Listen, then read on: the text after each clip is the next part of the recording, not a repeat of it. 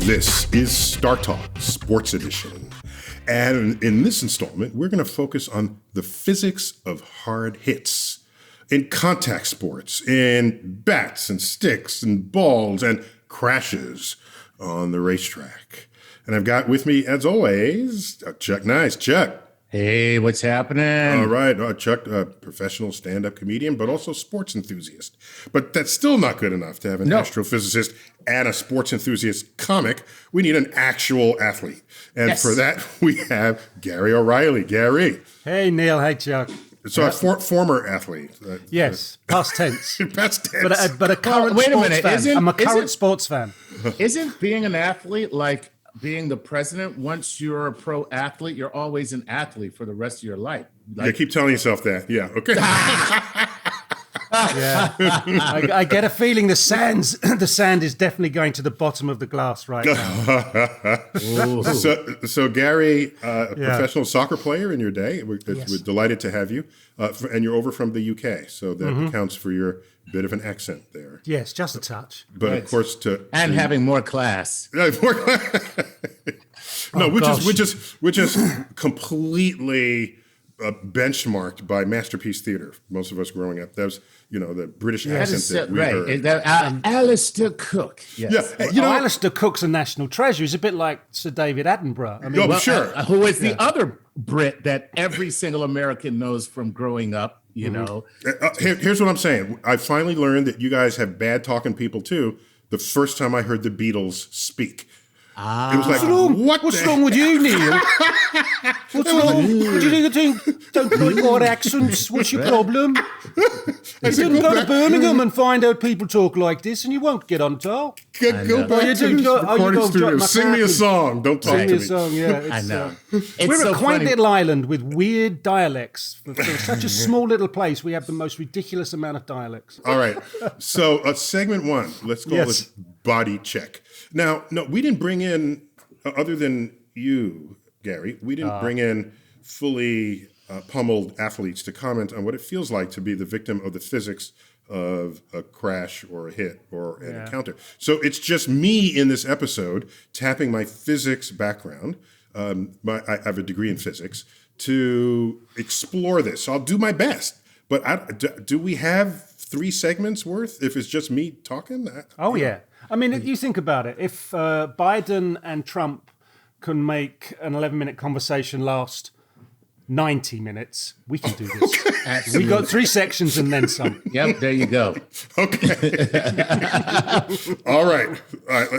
So let's try this. So let's talk about boxing. Yes. Okay. And there's all this talk about what effect a different kind of punch would have on the person who gets hit. All right. And is it a hit to the head or to the midsection or is it an uppercut? Is it a jab? So there's a whole sort of range of ways to think about that. And I can tell you there's one thing that matters most in all of this, and that's how fast is your hand moving? Oh. Period. That's it. How fast is your hand moving? And I can tell you a couple of things. You ever see the barroom fights in movies in the Old West, right? Yeah, of course. Where a person sort of reaches back and then they send their fist forward and they make contact right at the extension of their arm. Right. You ever notice that? Mm-hmm. Okay. That is the least effective punch you could possibly land. All right. So if you take strobe photos of your hand moving forward, when you try to punch as fast as you can, and when you do that, what you want is to hit someone. And I hate even speaking this way because it's about violence. But let me just explain the physics of it.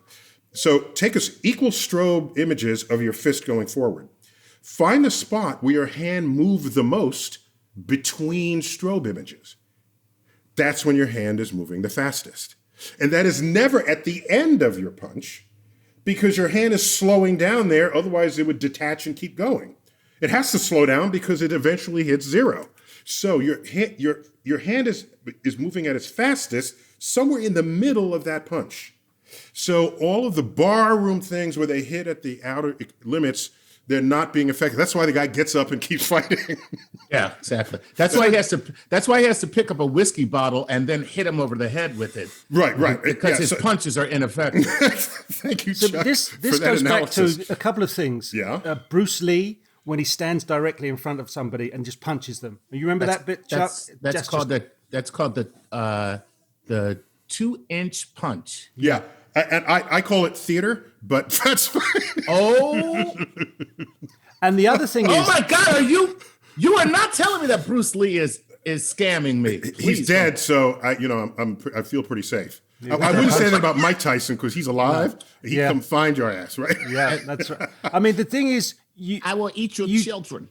oh, No, I'm serious. That's a direct quote from Mike Tyson. Go to Chuck. No, that's a direct quote from Mike Tyson. No, let me tell you something. Okay, I will eat your children. Okay, that's what I will do. All right, I will put some salt on them. And I don't believe that. He said that. I don't want to believe I will it. eat your children. I don't want to believe it. Okay. So all right. here's the thing. So the idea, Neil, is to punch a point beyond the person. That way, by the way, okay, you're so traveling. You're still traveling through their head. Okay, so if go. if you're not comfortable with physics or don't know physics, that's the I don't know physics way to say exactly what I just said. Yeah. Right? So if you punch aiming for a spot behind the person, And then your drive hand through. your hand will hit the person with at your maximum speed because your maximum speed is not at the end, it's in the middle. Yeah. Okay, so fighters who are experienced knew that intuitively, and it comes out sounding like it's a deep Eastern philosophy, but it's just physics. Okay, punch through to the other side of the person, and that will impart the max. Yeah, so that's just you're hitting them when your hand is moving at its fastest speed, and at its fastest speed, you have the highest kinetic energy. All right, and kinetic energy is a curious thing. Kinetic energy because it scales as the velocity squared. Okay, so if you hit 3 times as fast, your fist is carrying 9 times the energy than if you hit it at 1/3 that speed. So kinetic energy, that's why a 100-mile-an-hour fastball in baseball has twice the kinetic energy as a 70-mile-an-hour fastball. It's not just like 30 or 40% more. It's twice. Okay, so it's twice as hard to throw. That's why it's so rare to get a 100-mile-an-hour fastball. What if I throw in a rotation as a punch from down by my waistline, and I come up and rotate through as well as, and I lean through into it? Does that? Okay, so here's the thing: if you're moving forward, you get some kinetic energy that way, and you also get momentum. Right. Momentum goes directly with velocity. It's just the mass times the velocity. Okay. Kinetic energy is 1/2 times the mass times the velocity squared. By the way, what's the most famous equation there ever was? E equals MC squared. Notice that c is the speed of light and it's squared, and E is energy. So energy is familiar in equations with a velocity squared on the other side, right on down to Einstein's famous equation, E equals MC squared. So what you're trying to do is transfer momentum from your hand to the target, and you want to deposit kinetic energy onto them. You want to do both of those things. So if you just, like I said, you're going to aim behind them because you're going to hit them with your hand at maximum speed. So getting back to the Bruce Lee 2-inch punch or whatever that was. From what I've been told, it's the 1-inch punch. I was corrected in my ear by our producer. Oh, okay. The 1-inch punch. So Bruce spoke to you then. Okay, Yes. So if you look carefully, go back to the YouTube videos, okay, and look carefully. He's not just punching from 1 inch. He is bracing from his rear leg and moving the mass of his entire body forward, That's true. rigidly connected to his fist. Yeah. So it is not the mass of his fist that's hitting the target. It is his entire body connected. Yeah, he'll punch it forward, but watch his hips, his torso, and his hind legs, like he's not a horse, and his rear, and the legs positioned from the rear. You re-watch that. The thing is, you see the fist, and you focus it like a good magician. You focus on the thing that you watch my hand. No, but all the rest of his body is doing this. So he's really throwing all of his body mass into his fist, ostensibly. Correct. So he's not getting much kinetic energy there, okay? Because he doesn't have room to build up speed. He's getting mostly momentum. And momentum is mass times velocity. So velocity is low, but the mass is not just his fist. It's his whole arm and its body pushing forward. And that's why people recoil. Right. So you're getting energy transfer just by the moving object. But if you're also twisting, then there's a rotational energy, okay, that from the torque that your fist imparts when it makes contact, if it is turning at the point it makes contact. Okay, so you have an extra bit of energy that you can transmit in that way. Ooh. So that's all I'm saying. All right, cool. Okay, right. Now, if a punch forward as opposed to a punch from below. Yeah. You can. I haven't researched this, but I'm betting you can throw a fist faster, just straight forward, than coming from below. But notice, and I've taken some boxing lessons. When you come from below, it's not just this. That's right. Okay? Your shoulder, the entire mass of your arm, you're bracing off your hips, and all of this goes into that punch. So that's the boxer's version of the 1-inch Bruce Lee punch. It is also the most... That's why they can be so devastating. I was going to say, transfer that much momentum to the person. it is the most... So my dad was a Golden Gloves boxer, which is why I do not fight. Because he tried to teach me how to box. He also... And Chuck, you used to have a beautiful face. What happened? Your pappy said... He tried to teach me to box, and he tried to teach me karate because he was also a karate man. Uh-huh.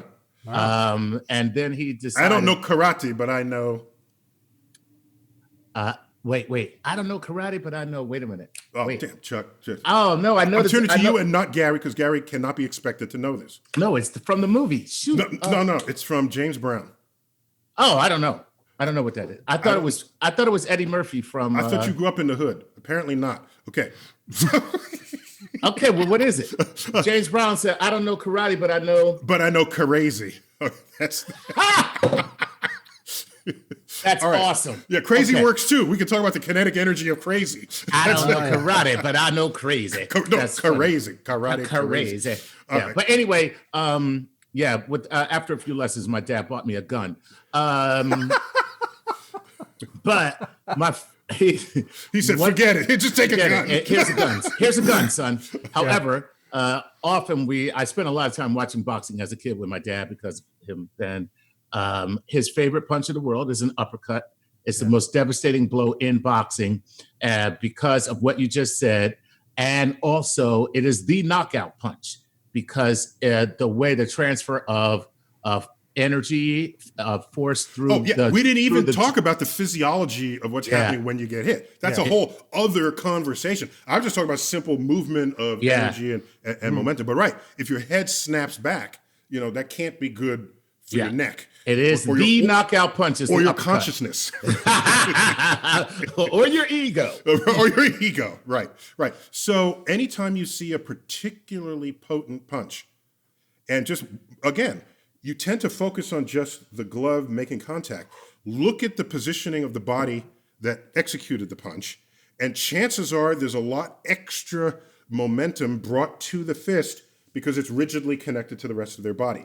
Also, the most devastating punches that I've seen are when your opponent happens to be going forward.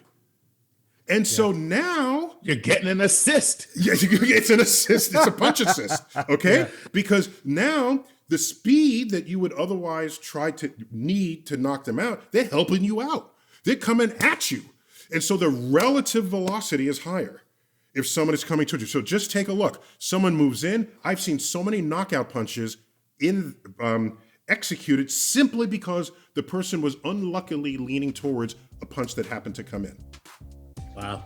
So there you have it. But we got to take a quick break. When we come back, more of sort of contact sports and the physics of getting hit, the physics of crashes, and the physics of anything that involves contact when we return. We're back, StarTalk Sports Edition. We're talking about the physics of collisions, of contact, of crashes.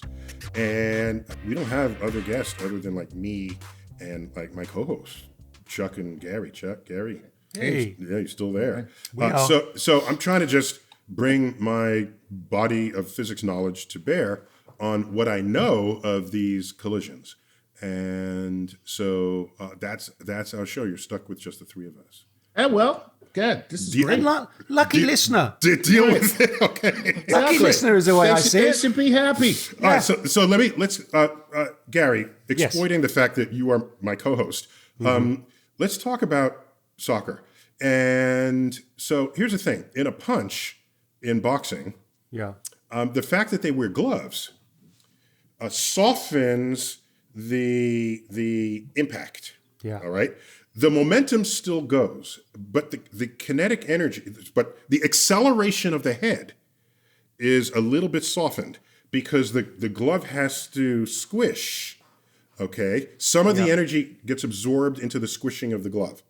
All right. So that's why, bare knuckles, that's what's the expression, Chuck? It's like they took the gloves off, or they Bare knuckle fighting. Yeah, just bare knuckle fighting. We're taking the gloves off, damn it. Yeah. So it has been reported that boxing might be less damaging if it was done without gloves, because you would be knocked out sooner. And your teeth. Okay, right. because think about it. Because of the glove, the momentum is still getting put to your head. So your head gets snapped back 100 times rather than just 3 times, right? And even after the 100 times, there's still the time where you do get knocked out. So you get knocked out in both cases, except with gloves, you get hit in the head many, many more times. So that's been argued, but it would be bloodier because you'll be breaking skin more. Without a doubt. Yeah, that's all.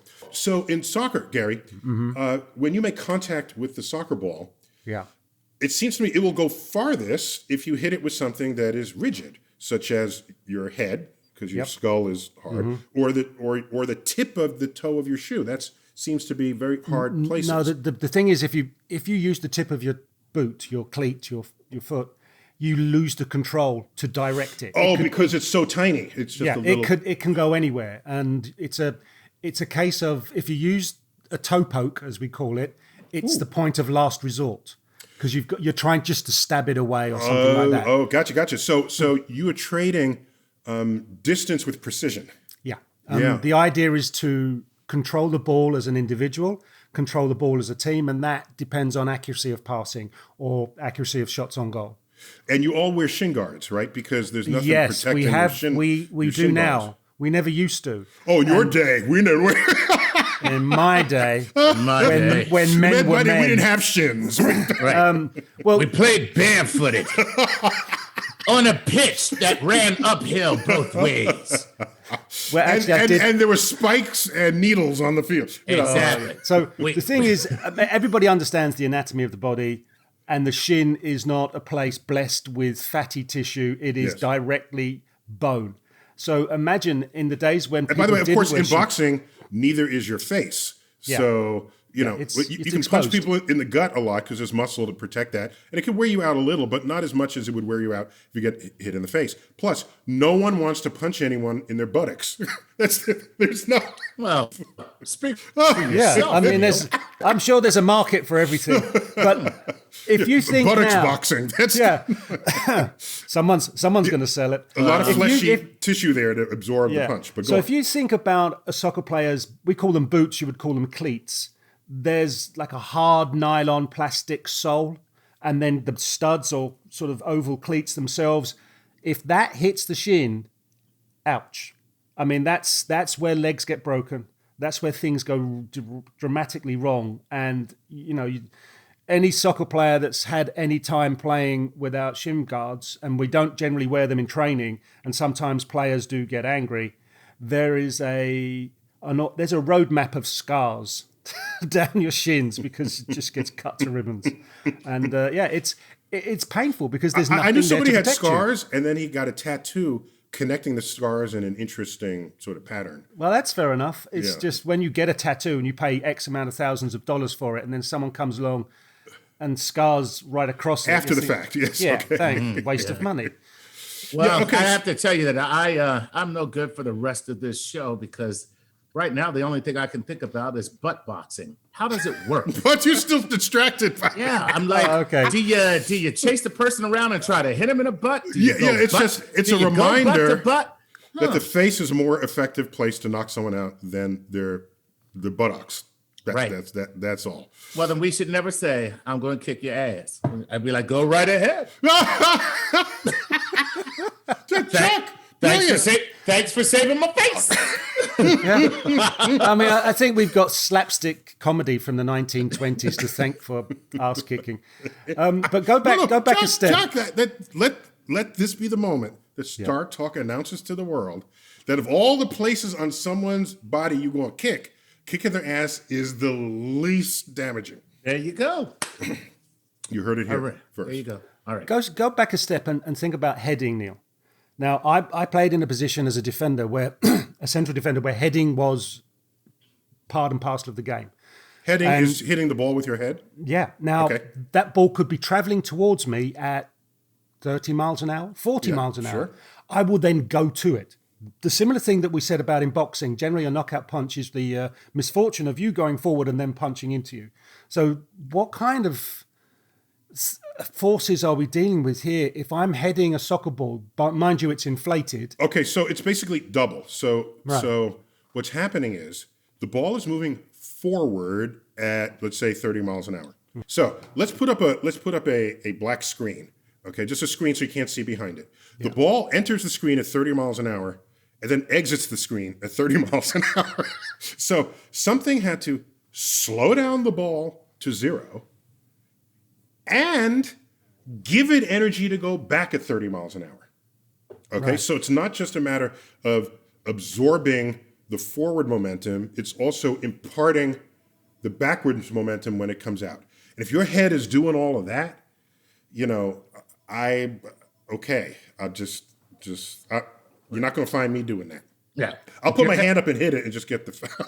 No, to see, the thing is, you would head a ball in a game, but then in training, you'd go away and practice heading a ball. So as you got better at it. And now, I mean, my neck muscles when I was playing, I had something like a 17 and a half inch, maybe even an 18-inch neck. What? Wow. What? Yeah, because you strengthen all of this area around here to give you a greater point of stability with your head. Okay. And you don't normally hit a hanging ball. This ball is generally moving when you head it. So there's that combination of forces. Okay, so I can tell you this. If you have the choice, position yourself so that you're not hitting the wall back exactly where it came, that you're deflecting the ball to some other location. Yeah. And that way, that greatly reduces the momentum transfer because it becomes a momentum deflection, okay? Yeah, we call it a glancing header. A glancing header. So Yes. It seems to me you should be able to position yourself to do it that way instead of sort of bouncing it straight back. Sometimes you don't have a choice. Sometimes that ball's going to come into the danger area of your goal. You have to head it as far away as possible. Okay. So the option is Because you have head other it as far because you have away as other possible. people on the offense right around you, I guess. Exactly. Okay. And so let's look, how about football and rugby? So they all have this equipment. You know, the whole point of the equipment is to absorb what they call it the shock of an impact. But The rugby players don't, Neil. That's just it. They're as big as the NFL guys and on occasions as athletic, but there's no pads. What gets hit is you. The only thing between you and your opponent is the jersey. And so you tell us here in America we're wimps? No. Chuck, did he just Chuck, you heard that? No, That's exactly what I heard. That's a Yeah, well, you want to hear what you want to hear. So I'm going to let the NFL come talk to you. yeah, they'll come talk to me again. Bring Not all the to big me. guys. So the thing is, it's a difference. It's not a judgment. It's a difference. And I think the NFL guys, it's that point of what gives you better protection. You've got dissipation of energy. Wait. Just to be clear, you can't tackle someone in any way that you want, correct? No, you have. There are rules and regulations because it was invented by the British, and therefore it'd be done by butlers and be very, very politely. No, it's you cannot pick up an opponent and spike them, and that's been done before. And players have had their necks broken. Not good. But you have to, if you're going to tackle them, it has to be from above the waist. Is that correct? No, you can tackle below. You can tackle around the legs. You can't tackle above the neck. There's certain rules. Because you can't grab their neck, their head, and snap that off. Okay. Yeah, there's no helmets. There's no pads. It's just slightly mad, demented guys who are rather large. Okay, so what's happening is all of the physics of the kinetic energy of the impact and the momentum is being absorbed into your physiology, into your musculature. So they probably are in great pain after each game.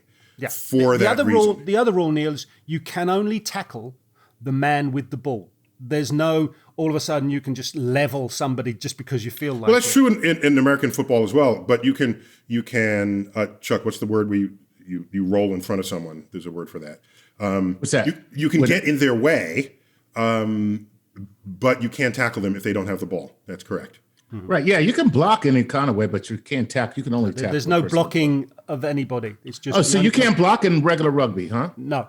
There's a scrum, and you sort of there's a group of players come together, equal number. They roll the ball in, which is weird because it's an egg shape. You roll that in between them. Whoever gets to it first then dominates possession, and then you pass it. You'll love this, Neil. You can. Here we go. Let me get this right. You can only move forward by passing the ball backwards. Yeah, lateral, sure. Yeah, but no, it has to go backwards. It can't go forwards. It has to be passed backwards. Yeah. Each so time, in American football, that's a lateral. It's a lateral. Back. Okay. In American football, you can go. Except the one case where I helped out our boy up in Seattle. And he's grateful. Where it was a forward lateral on the gridiron, but it was a backward lateral to the running players. Right. Yes. A Galilean transformation. That's what you called it. I was trying to think. No, it's not just what I call it. That's what it is. Okay, So, it's just Neil, like I'm naming. It's not like I named this the Galilean transformation. I dubbed the Galilean transfer. Russell Wilson threw backwards to his running back, and they were going so fast the ball moved forward on the grid, but the running back was behind him the entire time. So for me, that was good. And I defended him with physics on Twitter, and they let it stick. So I was very happy about that. But So how much energy is dissipated by having pads? So quite a bit. So all it does is instead of your muscles absorbing the energy, some of that energy gets absorbed in the pad, and so the energy gets shared with other things. Have you ever seen the shoulder pads on a football player? They're it's like a gladiator. It's layers. Yeah. Okay, and so you hit one layer, that has to transfer that hit to the next layer, and then to the next layer, and then to your shoulder. So there's a lot of dissipation, that's the word here, going on before your body ends up absorbing it. And the same with the helmets. The better designed helmets, there's the cushions will absorb the impact in a way that to try to reduce the impact that then ends up in your brain. And so, because your brain is just sort of floating there, right? It's not just rigidly held in place. So that's the whole point of pads. That's the entire point. Except that the pads actually make it so that there are hits that you may deliver that you otherwise would not if you were not wearing pads. For instance, well, they've stopped this now. It's against the rules to lead with your head. But for the longest time in the NFL, the way you tackle was to lead with your head and use those pads as a weapon as much as you could. No, what you would do is if you're leading with your head, it means you're leading with the hardest part of your entire get up. Okay, so if you led with your shoulder, your shoulder pad will absorb some of the energy you're trying to put into your opponent.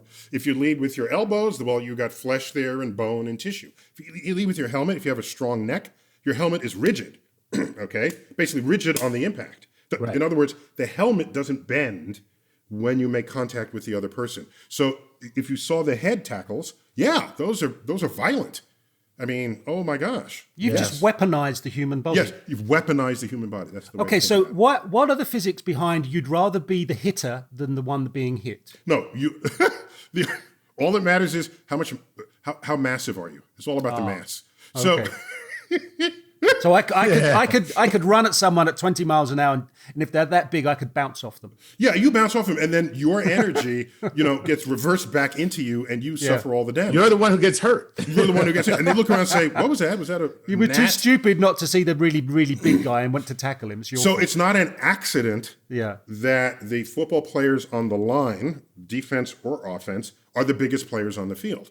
Right. All right? Even if they could run fast, you'd still put them on the line because that's where you want to make sure nobody gets through. And it's always the low guy wins. Well, At the it line of can, but if you're smart about it, there are other ways you can maneuver once you know where someone's center of mass is. But all other things being equal, if you crouch down low and someone comes to your shoulder, you just stand up and flip them over. I mean, there are ways of maneuvering that. I'm just saying, knowledge of where the center of mass is of the person has great value to how it is you should be blocking them. So mass matters. And in the next segment, we're going to talk about car crashes, not only in the street, but also in races. In fact, we should take a break now. And let's do that. And when we return, StarTalk Sports Edition, the physics of crashes and hits and getting pummeled, we're going to talk about the physics of car crashes. And butt boxing. Butt boxing. Yeah! And Chuck will talk about butt boxing. I'm all about it, baby. When we return. We're back. StarTalk. Yes, Tyson here. Gary O'Reilly. Gary. Hey. Tweeting as my 3 left feet or something. What's your Twitter Correct. handle? Yes. All words. My 3 left feet. My 3 left feet. All right. And Chuck tweeting at Chuck Nice Comic. Yes, sir. Thank you. Very good. And let me remind people, you have a TED Talk. Just want to remind people of that. TED I appreciate that. Yeah. Where you're just sort of getting on the case of technology and how it has changed the human dynamic. That was funny. I really enjoyed it. Oh, I'm glad you liked it. Thanks. It should be easy to find. Just, Google TED. Chuck Nice Ted. Chuck That's Nice it. Ted. And if there's a guy named Ted Chuck who's nice, that's not the right one. Right, exactly. Screw that guy. Then That guy. I don't tweet care us how and- nice. I don't care how nice Ted Chuck is. Yeah, tweet us and tell us just how good he isn't. So we're talking about hits and the physics of hits. We didn't give full attention to baseball because I want to come back to baseball with its own entire episode because there's just so much to explore there, especially coming around the playoff season. But let's now talk about cars. All right. So before we get to the racetrack, you all know probably because I think you've seen ads that if you buy a car and they talk about its safety, I think they've gotten the message across that one of the things that makes a car safe is, in addition to airbags, is that it has crumple zones. Okay? Yes. So if you get a side impact, rear impact, front impact, and if that energy goes to crumpling the car, then it does not go into crumpling you. I like that. Right. I'm happy Provided with that. you are in a casing so that the casing is not part of what gets squished. So the whole exercise is do everything you can to dissipate the kinetic energy. That's the entire point of this exercise. There's no other point. Okay? So watch what happens. If you have a very high mass car, okay, very high mass, and a low mass car slams into you, the high mass car barely will notice this. And it's the low mass car who will need the crumple zones to save its occupant. Okay? So this happened to me.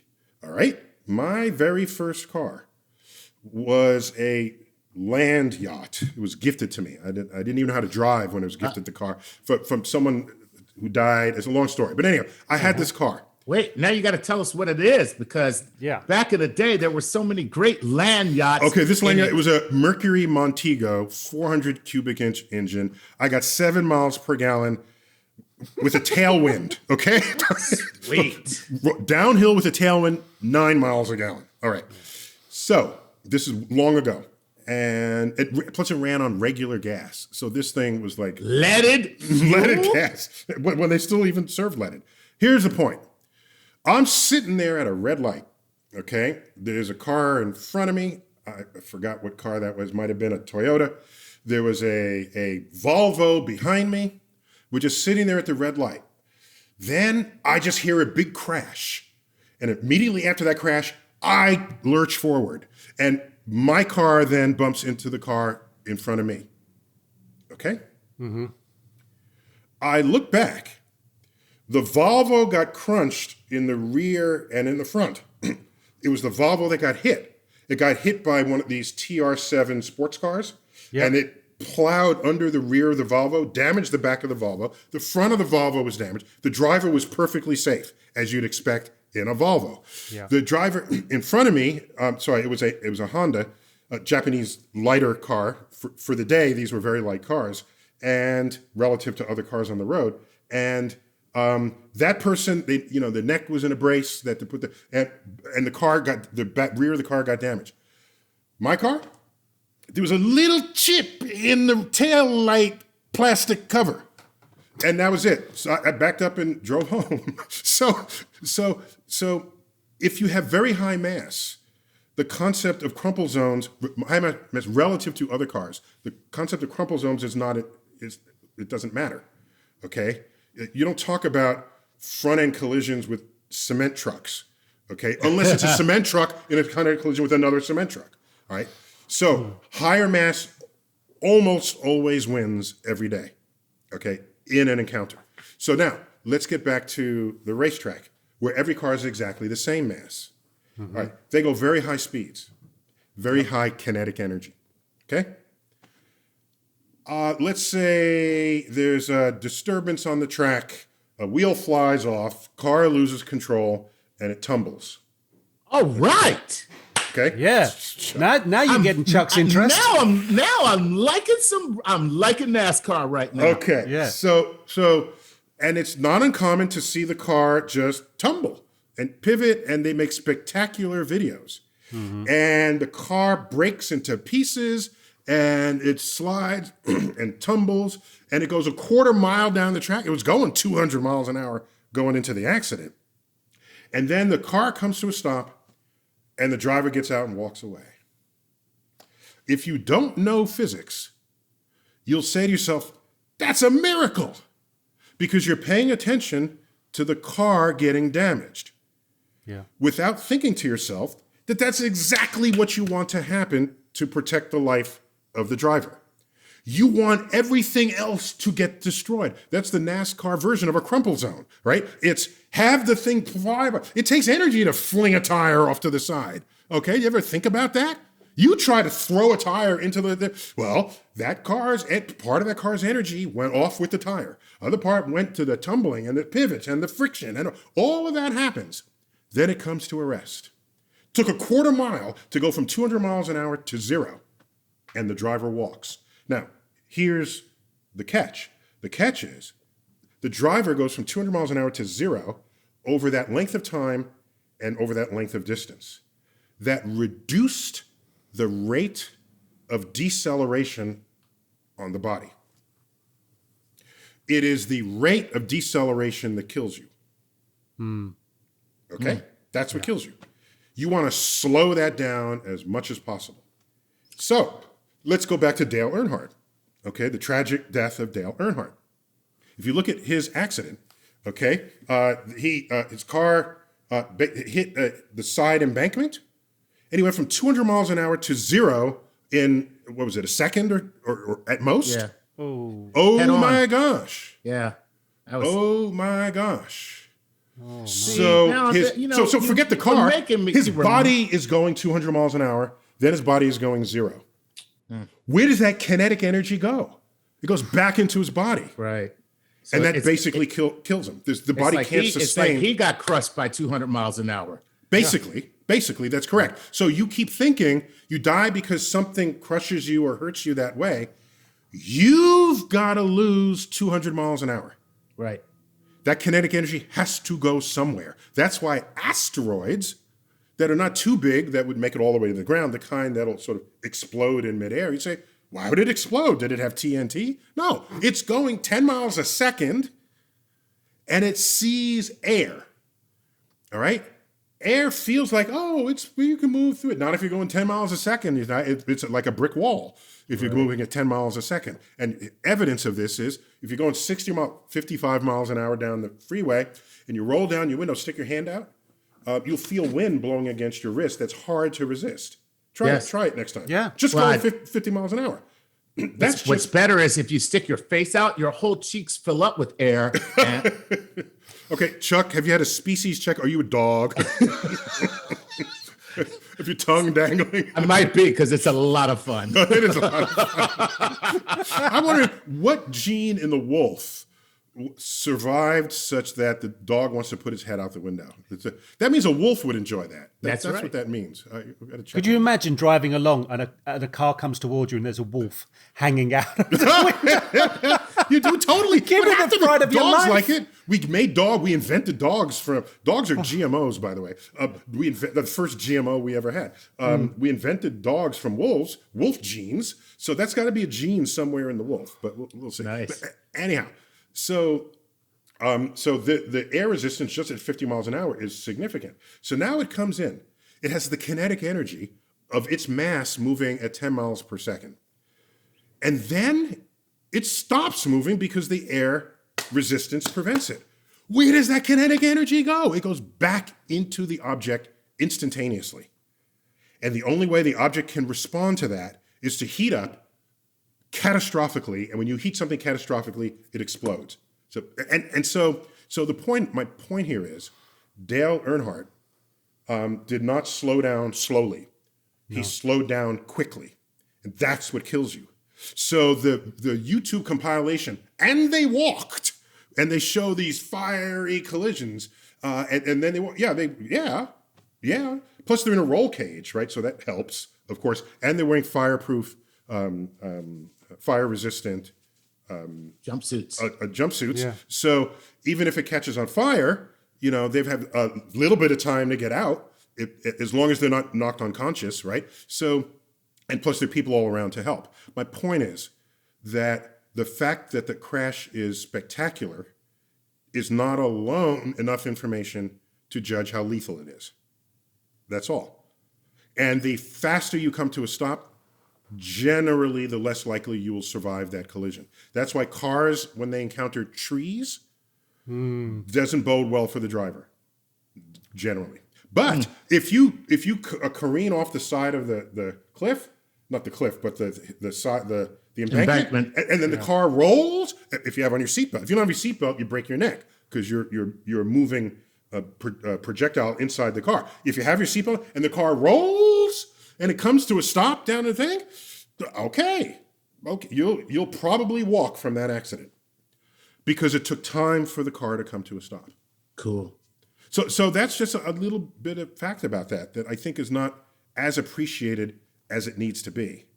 And a good thing about NASCAR and Formula One, all those cars have basically the same mass. So when one bumps the other, it's like the balls on a string, Right. The bumping is sort of your sort of equal, it's equal access bumping. Okay.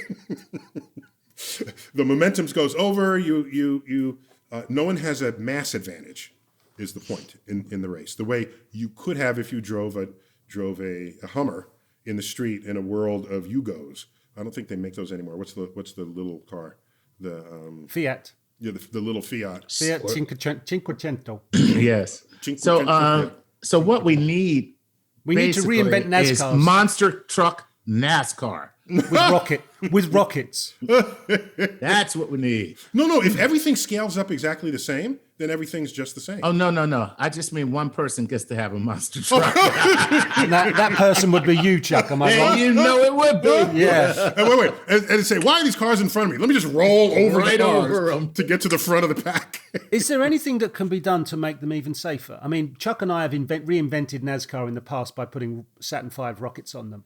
Yes, Let's you've do a good deed. reinvented boxing to make of that course. safer by Yes. punching in the buttocks. Yes. It was obvious to us.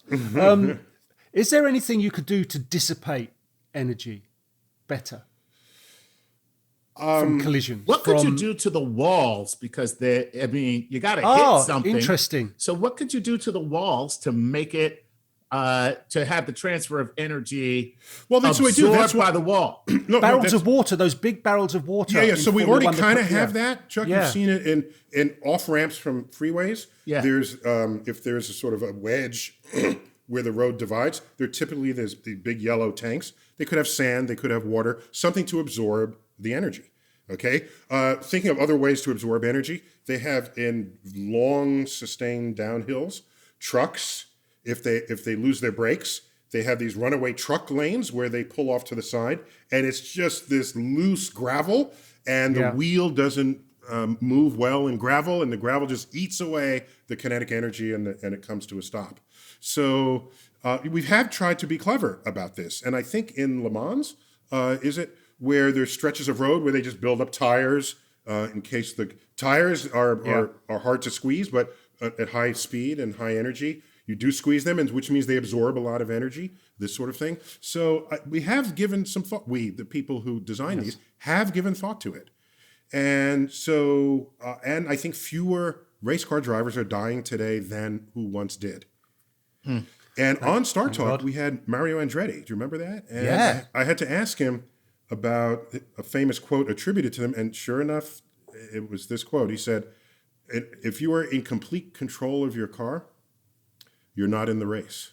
So that makes sense. So when you see cars just on the brink and completely lose control, that's kind of what he's talking about. This is a very finely tuned, highly honed performance of driving skill. So and one other thing, I just want to talk about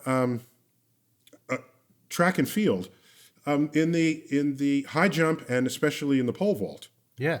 Now we have enough information to ask, why doesn't the pole vaulter land on cement? Interesting.